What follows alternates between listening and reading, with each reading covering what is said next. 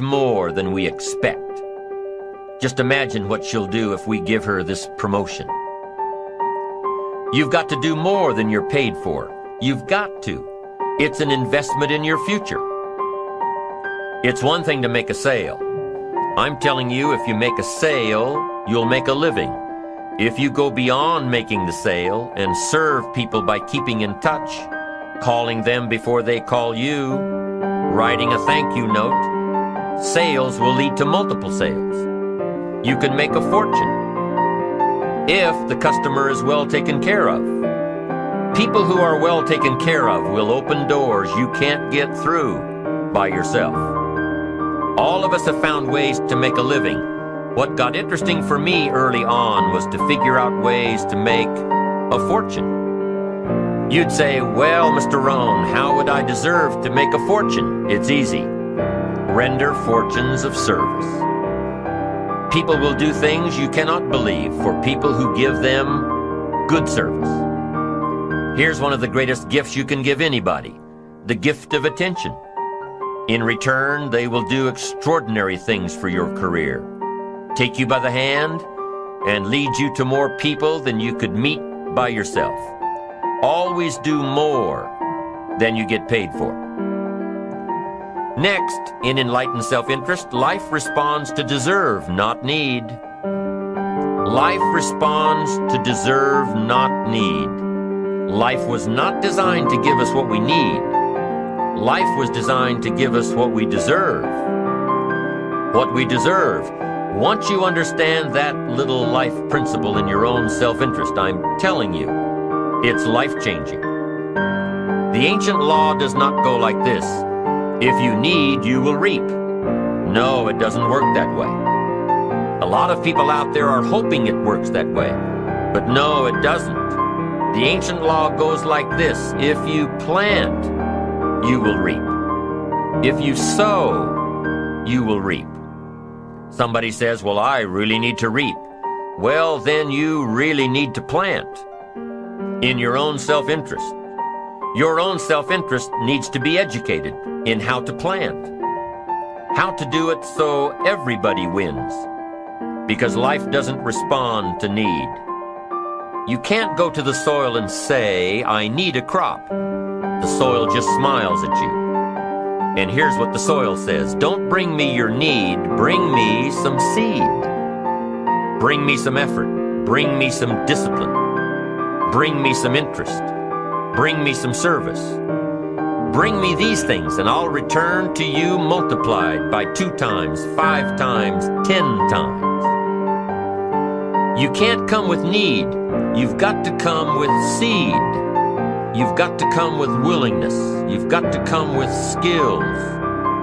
You've got to be willing to learn, willing to change, willing to grow, willing to put yourself out, willing to stand up to the bad weather, willing to pull out the weeds, willing to nurture.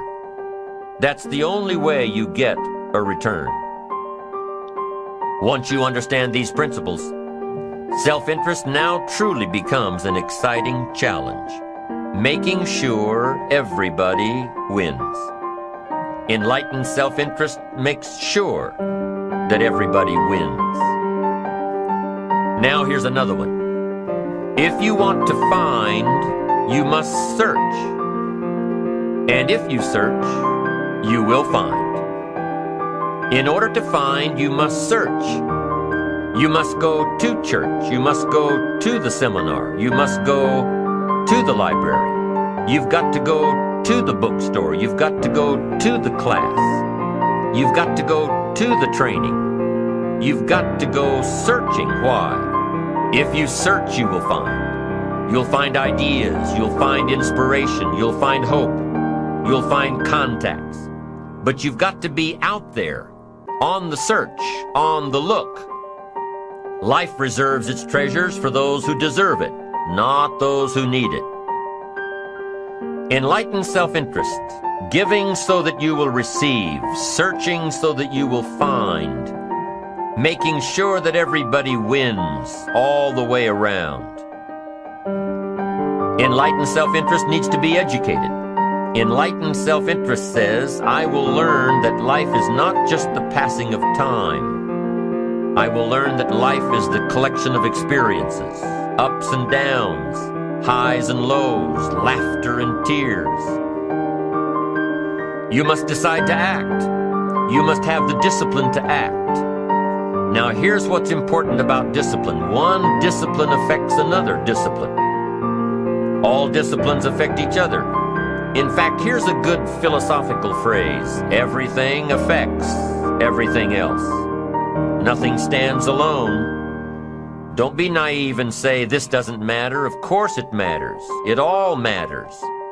Some things may matter more than others, but everything matters. If you'd rather sleep in than go for a walk around the neighborhood, pretty soon it will matter. If you'd rather spend your money instead of saving it, pretty soon it will matter. If you'd rather put off a letter to an old friend instead of corresponding regularly, pretty soon it will matter.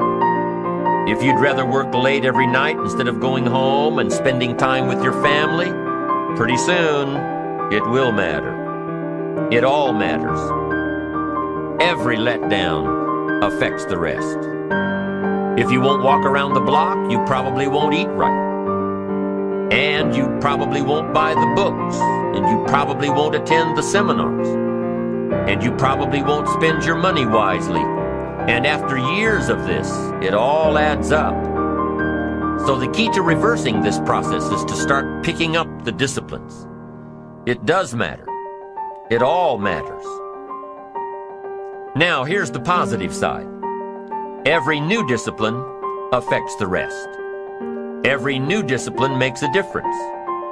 That's why action is so important. The smallest action, the least action. The action that you won't think will matter. It all matters. Take it. Because when you start accomplishing and the value starts to return, you'll find inspiration to do the next one and the next one and the next one. If you start walking around the block, it'll inspire you to start eating right. You start eating right, it'll inspire you to get a book. You get a book and it'll inspire you to get a journal. You get a journal and it'll inspire you to develop some skills. Disciplines affect each other. Lack affects the rest of your life. The key is to diminish the lack. One of our greatest temptations is to just ease up a bit. To do just a little bit less than you're capable of. To take a little break. Somebody says, it'll just affect my sales. No, it'll affect your consciousness. It'll affect your philosophies. It'll affect your home life. It'll affect everything. No, you can't ease up a bit. That's what vacations are for. When you're at work, work. When you're on vacation, rest. Wherever you are, be there. If you think about vacation when you're at work, you'll surely think about work when you're on vacation. You'll just mess it all up. So be disciplined. Get involved. Do all that it takes to get the job done. Get your health back. Get your bank account where it's supposed to be. Get your family in order. Get disciplined, be disciplined every day. When you set up the disciplines that give your life structure, miracles can happen. Multiply.